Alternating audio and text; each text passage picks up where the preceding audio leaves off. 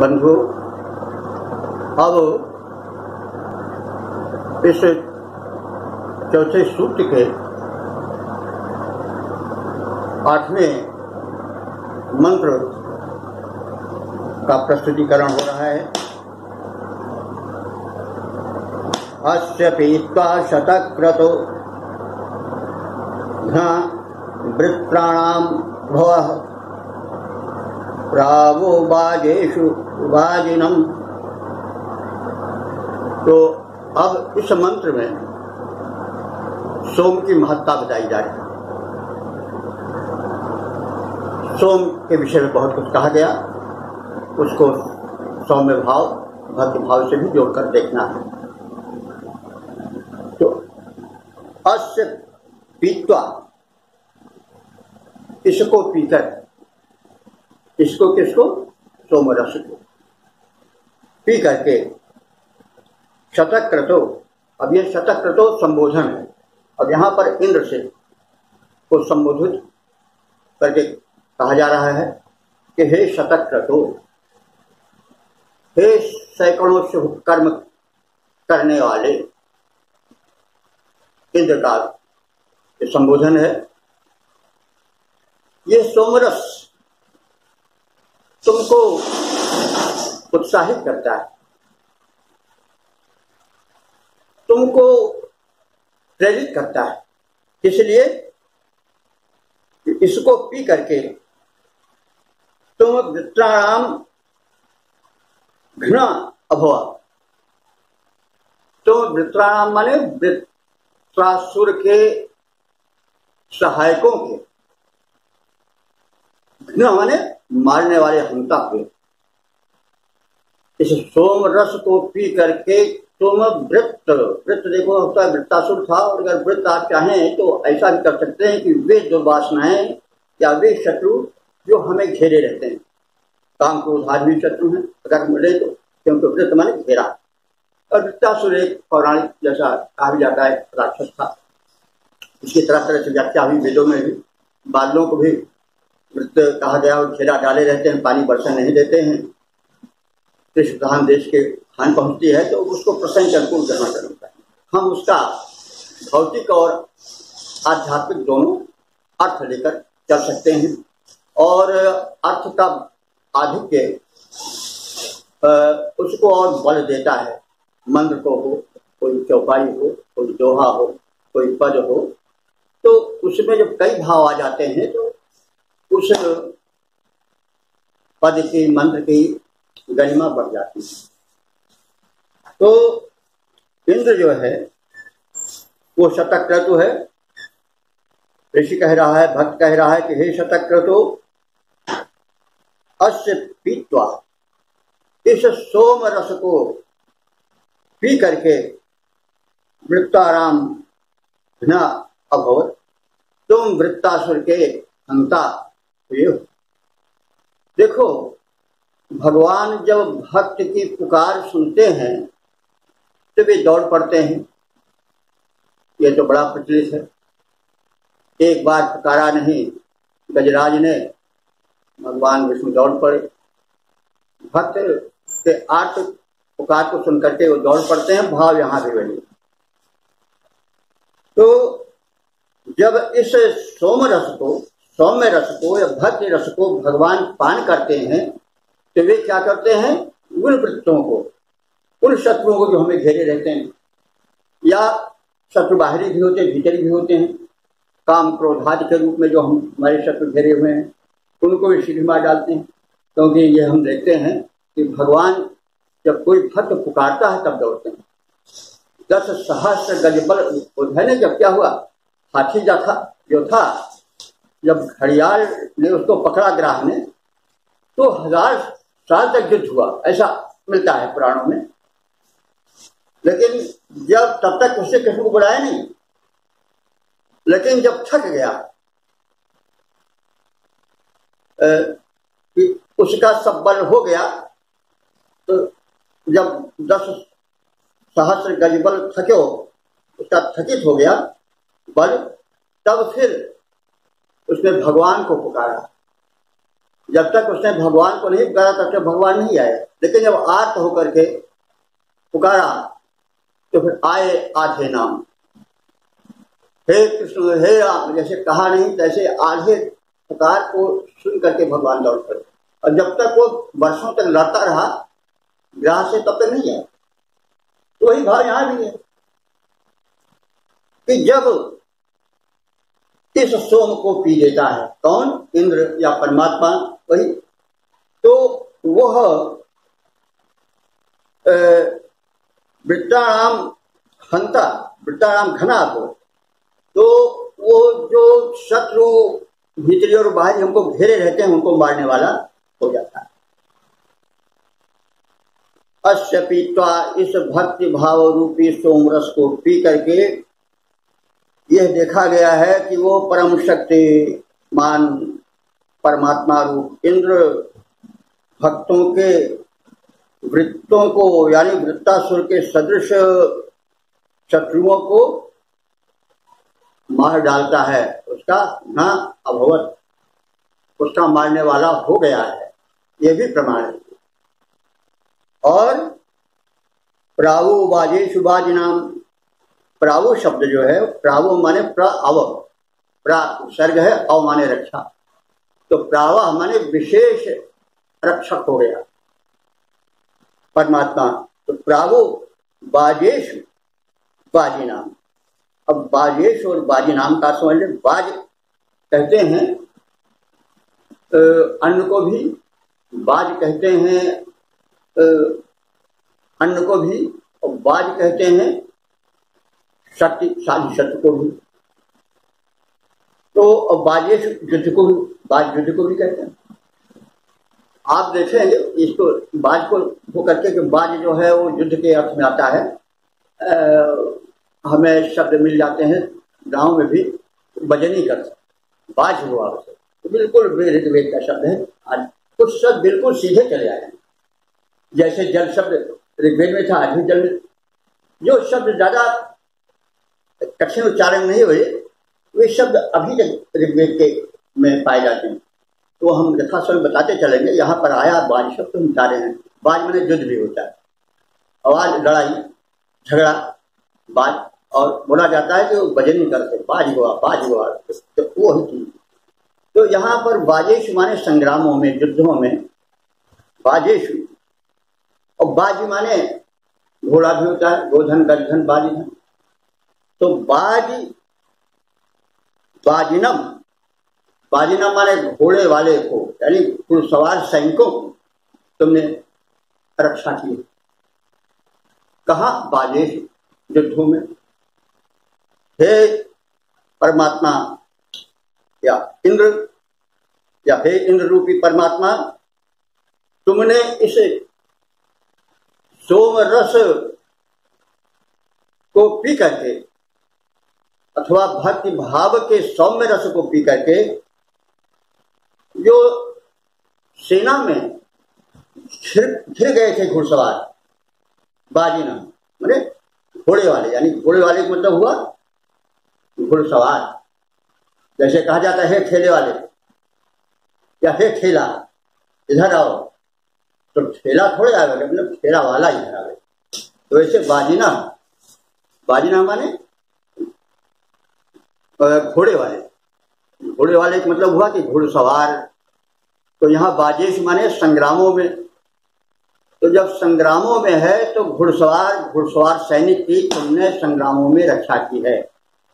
हे इंद्र, हम तुम्हारी कृतज्ञता ज्ञापित करते हैं, क्योंकि तुम सोमरस हमारे भक्ति भाव रस का पान किए हो जो सौम्य है, और तुम शतकृत स्वयं हो, सैकड़ों शुभ कर्म करने वाले हो, और तुमने युद्ध क्षेत्र में घिरे हुए वाजिनम घुड़सवार सैनिकों की बाजेशु युद्धों में अनेक बार रक्षा करने वाले बने। इसके पश्चात इसका छंदोबद्ध रूप देख लें। शत कर्म यज्ञ करने वाले हे इंद्रदेव बलधारी तुम, शुभ कर्मों के प्रेरक तुमने यह दिव्य सोम रस पान किया, वृत्तासुर सदृश शत्रुओं का तुमने था काम तमाम किया। संग्राम भूमि में जो अश्वारोही सैनिक गण आए थे, तुमने अति कौशल पूर्वक उन वीरों के प्राण बचाए थे। वो निज भक्तों के भयहारी, असुरों के प्राण प्रहारी तुम, सत्कर्म यज्ञ करने वाले हे इंद्रदेव बलधारी तुम, हे इंद्रदेव बलधारी तुम।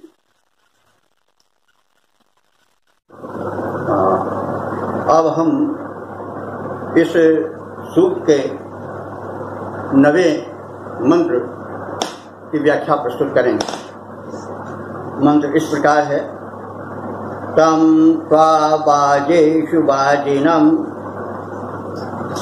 वाजयामः शतक्रतो घनानामिन्द्र सातये। तो इंद्र को संबोधित करके आवाहन रूप में इस मंत्र को प्रस्तुत किया जा रहा है कि तम त्वा,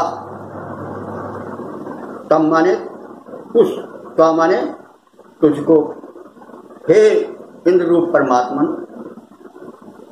उस माने जिस रूप में तुम्हारा वर्णन पूर्व मंत्रों में किया गया है, ऐसे तुमको वाजेषु वाजिनम वाजयामः। वाजेषु माने होता है, जैसे हमने बताया है, वाज माने उसके कई अर्थ होते हैं। बाज माने अन्न भी होता है, और बाज माने जैसे उसी से बाजा शायद बना होगा, यहाँ तक बाजा एक अन्य प्रकार का। तो बाजेशु माने तो सप्तमी बहुवचन है, अन्नों में। बाजेश माने संग्रामों में, तो बाजेश माने वही युद्धों में, संग्रामों में। तो अब इस तरह से कहा जा रहा है कि त्वा बाजेश वाजिनम वाजयामः। तो वाजयामः, वही वाजयामः माने वाज यानी अन्न द्वारा, अर्थात हव्य अन्न द्वारा, क्योंकि आहुति डाली जाती है हव्यान्न की, और ऐसा माना जाता है कि वह हव्यान्न देव के पास जाता है। जो देव यज्ञ में बुलाया जाता है वो सूक्ष्म रूप में आता है, और वह अन्न अग्नि के माध्यम से उस देव विशेष को प्राप्त होता है। तो भक्त कह रहा है, ऋषि कह रहा है कि हे शतक्रतो, हे सैकड़ों शुभ कर्म करने वाले, क्योंकि जो परमात्मा सदैव शुभ ही करता है, वो अशुभ नहीं करता है। और शत यहाँ पर सैकड़ों का अर्थ हुआ कि कोई गिनती वाला 100 नहीं, सैकड़ों का नहीं, वो बहुवाचक है। सैकड़ों में हजारों लाखों करोड़ों सब आ जाएंगे। तो आप जो हैं शतक्रतो, सैकड़ों शुभ कर्म करने वाले हैं, ऐसे आपको वाजेषु यानी अन्न किए जाने वाले यज्ञों में, अन्न के माध्यम से जो यज्ञ किए जाते हैं उन यज्ञों में, देखिए यहाँ पर बहुत स्पष्ट किया गया है, यज्ञ अन्न से करना चाहिए, वो पशुओं के अंगों से नहीं करना चाहिए। इसके हम आगे बताएंगे। सीधे सीधे बाज शब्द कह रहा है, बाज माने अन्न। तो अन्न द्वारा किए गए यज्ञों में इंद्र परमात्मा उसी को पसंद करता है। वो जो लोग उसका हिंसा प्रकट लगाते हैं वो ठीक नहीं है, कुछ लोगों का दृष्टिकोण हो सकता है, लेकिन ये है ठीक नहीं है। और भविष्य से कह सकते हैं, क्योंकि एक यहाँ अयोध्या में थे, विद्वान थे, तो उनसे हमने ये किया तो हमसे बहुत रुष्ट हो गए।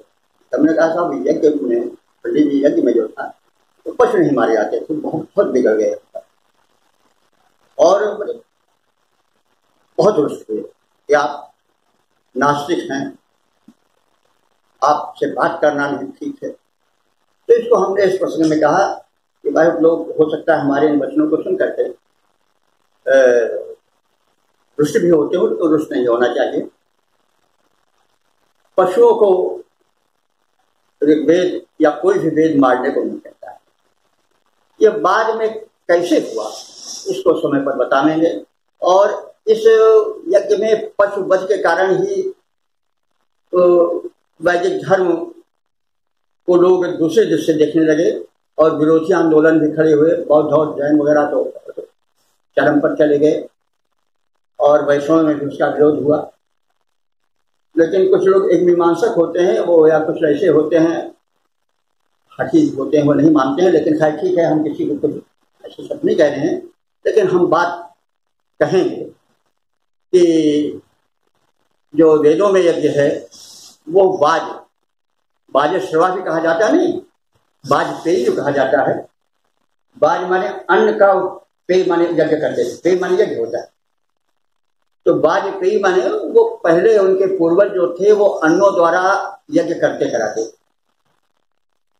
तो बाज पेय या बाज मेध भी कहा गया है। तो यह थोड़ा हम इन स्थानों पर इसलिए रुक जाते हैं कि वेद विषय कुछ लोग ऐसी धारणा रख लेते हैं कि वो सुनना नहीं चाहते कि कोई यह कहे कि पशुवध नहीं होता। तो मैं विनती पूर्वक कह रहा हूं कि अगर कोई ऐसे व्यक्ति हो तो वो हमसे संपर्क कर सकते हैं। मैं उनको एक नहीं अनेक प्रकार से समझाऊंगा, बताने की चेष्टा करूंगा कि हमारे यज्ञ जो थे वो अहिंसक यज्ञ थे और शब्द का गलत अर्थ लगाने लेने के कारण या व्यर्थक शब्द होते हैं, उस अर्थ को पकड़ लेने के कारण वे उस पर रूढ़ हो गए, टिक गए, जो नहीं होना चाहिए। खैर तो हमने एक संघर्ष कह दिया और कह भी देना चाहिए, क्योंकि हम चेष्टा ये कर रहे हैं कि वेद के समझने में जो भ्रांतियां पैदा हुई हैं उनको भी निपटाते चलें और उसकी विशेषता कहते चलें। यहाँ पर आप देखिए तो काव्यालंकार में यमक भी इसी से विकसित होगा। सो ये शब्द फिर पड़े, अर्थ और ही और यमक अलंकार होता है। एक शब्द बार बार आता है, अर्थ बदलता चलता है। तो यहाँ भी बाज माने अन्न भी, बाज माने युद्ध भी, बाज माने शक्ति भी कई रूप में हुआ। तो इसी से वेद से एक जो छंद शास्त्र लिखा गया होगा और जो अलंकार शास्त्र लिखा गया होगा उसमें यमक अलंकार को इन्हीं शब्दों से प्रेरणा मिली। तो तम का बाजेषु बाजिनम वाजयामः, हे इंद्र रूपी परमेश्वर, हम तुमको अन्नों के द्वारा किए जाने वाले यज्ञ में वाजिनम कुछ बलवान को, बाज माने बल भी होता है, बाजिनम कुछ बलवान को वाजयामः माने अन्न द्वारा प्रसन्न कर रहे हैं। ये जो शब्द धातु है उसका उदाहरण लिया जाता है, लिया जा सकता है। जैसे शब्द है जो सबसे धातु, जैसे बाज है, बाज हुआ, बाज हुआ, ये शब्द बन गया। रात से लतिया, तो मतलब संकेत बहुत है हिंदी में जहाँ मिलता है कि नाम धातु यानी संज्ञा से भी धातु बना दी जाती है। यहाँ वाजयामा का मतलब हुआ कि अन्न द्वारा यज्ञ करना। तो वाज से वाजयाम नाम धातु हम इसको कह सकते हैं। तो तम का बाजेषु बाजिनम वाजयामः, हे बलशाली इंद्र, ऐसे कुछ इंद्र रूपी परमात्मा को हम अहिंसक अन्न के माध्यम से किए जाने वाले यज्ञ में बुलाते हैं और तुम्हारा सम्मान करते हैं। हे शतक्रदो, हे सैकड़ों शुभ कर्म करने वाले इंद्र, धनानाम इंद्र सातवे, हे इंद्र तुम धनानाम माने तरह तरह के धनों के, सातव माने प्रदान करने वाले हो और उसी सातव माने प्राप्ति हेतु उन विभिन्न धनों के देने वाले तुझ इंद्र को उन धनों के प्राप्ति हेतु मैं आवाहित करता हूं और अन्न के माध्यम से संपन्न किए वाले यज्ञ में तुमको बुलाता हूं। तो धनानाम, जैसे हमने पहले भी कहा था, धन केवल रुपए पैसे से ही नहीं, पुत्र रत्न, पुत्र धन, ये सब धन है, परिवार धन। तो ये सब धन जो है, गोधन, गजधन, बाजधन, जो किसी के शक्ति को बढ़ावे, शोभा को बढ़ावे, संपन्नता को बढ़ावे, सब धन है। इसीलिए धना नाम कहा गया है। बहुवचनांत शब्द प्रयोग किया गया है। साते माने प्राप्ति हेतु। धना नाम यानी भिन्न भिन्न धनों के, भक्ति या भाव धन भी कह सकते हैं, कोई धन कोई भी हो। तो जो विविध प्रकार के धन है जिनसे व्यक्ति धन्य हो जाता है, उन सबको प्राप्त करने के लिए मैं तुम्हें बुलाता हूं, तुम्हारा आमंत्रण करता हूं। तुम स्वयं सैकड़ों यानी अनेक यज्ञ करने वाले हो, शुभ कर्म करने वाले हो, और तुझ शुभ कर्म करता इंद्र को मैं विविध धनों के प्राप्ति हेतु आवाहित करता हूं। इस अन्न के माध्यम से संपन्न होने वाले जगह में बुलाता हूं, कृपया आओ। यह भाव प्रदर्शित किया गया है। इसका हम छंदोबद्ध रूप इस प्रकार से देख सकते हैं। हे शतक्रतो, हे महाबली, हम सादर तुम्हें बुलाते हैं। हे शतक्रतो, हे महाबली, हम सादर तुम्हें बुलाते हैं। आसुरी शक्तियों के विरुद्ध तुम विजय दिलाने वाले हो। संग्राम भूमि में तुम दुष्टों के दिल दहलाने वाले हो। धन धान्य प्राप्ति के हेतु देव हम तुमको हव्य चढ़ाते हैं। हे शतक्रतो, हे महाबली, हम सादर तुम्हें बुलाते हैं।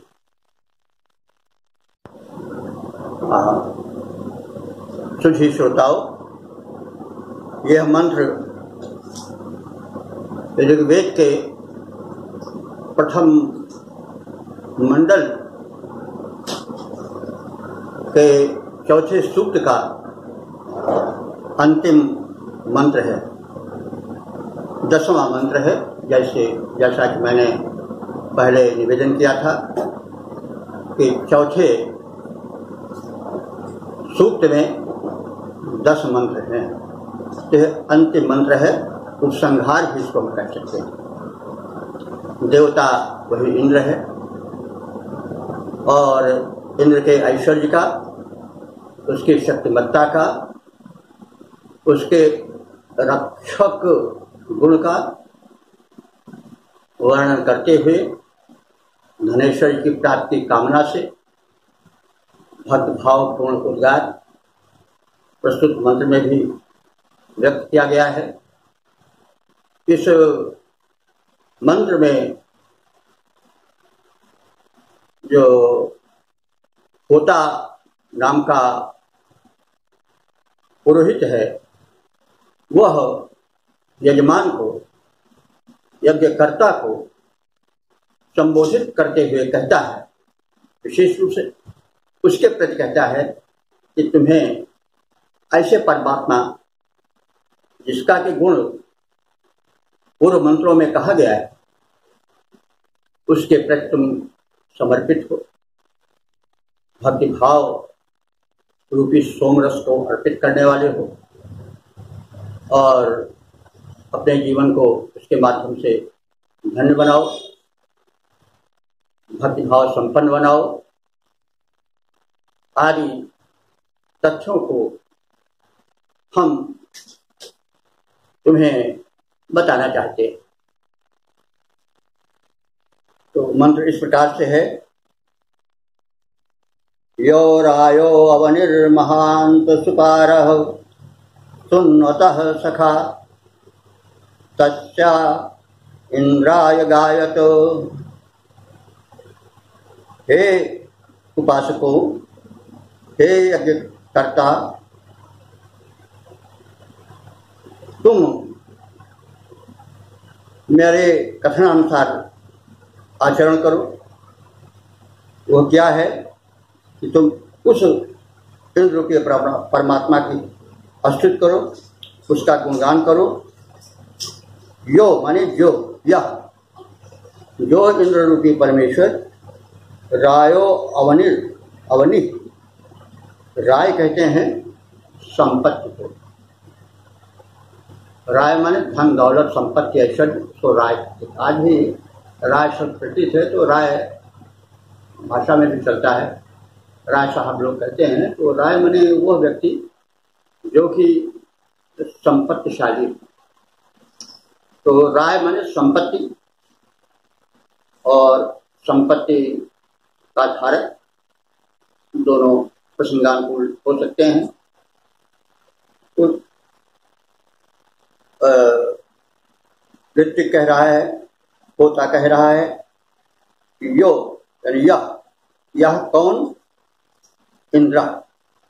जो इंद्र रायो अवनि, रायो माने राय, रय वैसे संस्कृत में रय शब्द है, रय रायो राया ऐसा रूप करता है। तो राया माने रय का बहुवचन है राया। तो संपत्तियों को, धनों को, तो जैसे पहले कहा गया है कि धन विविध प्रकार के होते हैं, गोधन, गलधन, बाजधन, पुत्र धन, परिवार धन, पद का धन, बल का धन। तो धन ही ये धन है, जो व्यक्ति को धन्य बना दे वो सब धन है। तो राया माने धनों को, संपत्तियों को। जो इंद्र, यह इंद्र रक्षक अस्ति, जो इंद्र विविध समृद्धियों का संरक्षक है। एतादृशम इंद्र, इस प्रकार के इंद्र को, अवन होता है रक्षक, धरती भी होता है वो भी रक्षा करती है, इसलिए अवन कहा गया है। और इंद्र कैसा है? महान, महान महान जानते ही हैं, अत्युत्तम, अतिश्रेष्ठ है, महानतम है। और कैसा है? सुपारह, सुपारह माने सहायक अथवा पार कर देने वाला, पार सुपारह यानी इस पार से उस पार कर देने वाला, निर्वाह करने वाला, रक्षा करने वाला। तो इंद्र जो है वो इस पार से उस पार बने संकटों से पार कर देने वाला है, रक्षा कर देने वाला है। तो इंद्र एक तो संपत्तियों को देने वाला है, परमात्मा संपत्ति देता है, सब उसी संपत्ति सब रघुपति के आई। वही बात तुलसीदास जी ने कहा, संपत्ति सब रघुपति के आई, सब उसी का है। तो वो बार बार इस याद दिलाना चाहता है कि भैया तुम ये ब्रह्मत वालों की संपत्ति तुम्हारी, वो उस परम संपत्तिवान ऐश्वर्यवान इंद्र का ही ऐश्वर्यवान होता, उसी की दी हुई। वो दायक है, प्रदाता है, राया संपत्तियों का। और क्या है? अवनि, अवधात से रक्षक, और वो रक्षक भी उसका है, क्योंकि मिल गया तो मिल जाना है पर्याप्त नहीं है, मिल गई और उसकी रक्षा न हो सके, बीच में लुटेरे लूट लिए, मार भी दिए, हानि पहुंचा दिए। तो मिले योगक्षेम इसी को कहा गया है, मिले भी योग भी हो और क्षेम माने संरक्षण भी। तो इंद्र, वही बात कही जा रही है, इंद्र जो है वो संपत्तियों का प्रदाता है, और अवन ही माने रक्षक भी, और सुपारा है, उस पार कर देने वाला है, यानी उद्धार कर देने वाला है। ये विशेषण उसके हैं, ये विशेषण इंद्र के हैं। वही विशेषण हम आज किसी भी देवता के प्रति जब उसकी आराधना करने लगते हैं तो यही शब्द कहते हैं, आप भगवान सब कुछ देने वाले हो, आप रक्षक हो, आप पालक हो, आप हमारी जीवन नौका को पार कर दो, यही सब तो शब्द कहे जाते हैं। वही ऋषि भी कह रहा है, वही मंत्र भी कह रहा है, कोई इधर नहीं कह रहा है, कोई बात कह रहा है, बस थोड़ा अपने समझ के धरातल को उससे जोड़ देना है, एक कनेक्ट कर देना है। तो बिल्कुल जैसे चौपाई के अर्थ निकलते हैं, सूर और मीरा के पद जैसे हैं, वैसे ही ये भाव भी है। तन मन धन सखा, हे प्रभु तुम हमारे हो, तुम्हें वो विद्या द्रविणम तमें, वही भाव है उसमें। तो हे उपासको, तुम उस इंद्र का गुणगान करो जो कि धन का प्रदायक है, रक्षक है, और जीवन नैया को सुपारह पार कर देने वाला है। और कैसा है? सुन्नतः सखा, सुन्नत माने जैसे कहा गया पहले, सुन्नत माने टपकाने वाला, जो सोमलता से सोमरस टपकाया जाता था, उस अच्छी तरह से टपका कर तैयार किए गए सोमरस को देव को अर्पित किया जाता था। इंद्र उसका विशेष प्रेमी था। तो और उसको यहाँ संबोधित किया सुन्नतः सखा, जो सोमरस को टपका करके और इंद्र को देने वाले हैं, उन उपासकों का इंद्र सखा है। तो इसको जब हम भाव गुण पर लावेंगे तो कहेंगे कि सोम, जैसे हमने पहले व्याख्या किया था तथ्य को, कि सोम का अर्थ हुआ सौम्य भाव। सौम्य भाव क्या है? भक्ति भाव। तो भक्ति भाव, हम भक्तन के भक्त, हमारे भक्त प्राणों से प्रिय हैं भगवान को, ये तो सर्वविदित है। तो वो सुन्नतः सखा, जो सोम रस रूपी भक्ति भाव है, उससे जो युक्त हैं, जो भक्तगण उसको समर्पित करते हैं इंद्र ऐश्वर्यशाली परमात्मा को, उनका वो बहुत बड़ा सखा है, बहुत बड़ा मित्र है। तो सखा तो यो रायो अवनिर्महान सुपारः सुन्नतः सखा, ये विशेषण बताए गए इंद्र के। और हे उपासकों, और तुम क्या करो? तस्मा इंद्राय गायत, ऐसे इंद्र के लिए उसके गुणगान करो। तो तस्मा है, हमारे लौकिक संस्कृत में तस्मय हो जाता है, मतलब वो चतुर्थी में, लेकिन वैदिक संस्कृत में तस्मा होता है, वही तस्मा तस्मय है। तो तस्मय, तस्मय इंद्राय, उस इंद्र के लिए, गायत माने अपने भक्ति भाव भरे गायन को, कीर्तन को प्रस्तुत करो। तो तस्मा इंद्राय गायत, उस इंद्र के स्वागत में भक्ति भाव में भर करके तुम उसके गुणगान करो। वो इंद्र कैसा है? विविध संपत्तियों को प्रदाता है, संरक्षक है और जीवन नैया को पार कराने वाला है। जो भक्ति भाव रूपी सोमरस को प्रस्तुत करते हैं उनका मित्र है। तो ऐसे का गुणगान करोगे तभी कल्याण होगा। वही है मंत्र कि यो रायो अवनिर्महान सुपारः सुन्नतः सखा तस्या इंद्राय गायत। अब इसका छंदोबद्ध भाव विस्तार इस प्रकार से है। हे उपासकों, हे उपासकों, ऐश्वर्यपूर्ण परमात्मा का गुणगान करो। वह धन ऐश्वर्य का रक्षक है, वह धन ऐश्वर्य का रक्षक है, शिक्षक है, परम सहायक है। हे उपासकों, वह उपासकों का परम मित्र, वह उपासकों का परम मित्र सर्वेश्वर है, सुखदायक है, सब लायक है। उस शक्तिमान को मान सखा, उस शक्तिमान को मान सखा, अनुदिन महान का ध्यान धरो, अनुदिन महान का ध्यान धरो। हे उपासकों, हे उपासकों, ऐश्वर्यपूर्ण परमात्मा का गुणगान करो, परमात्मा का गुणगान करो।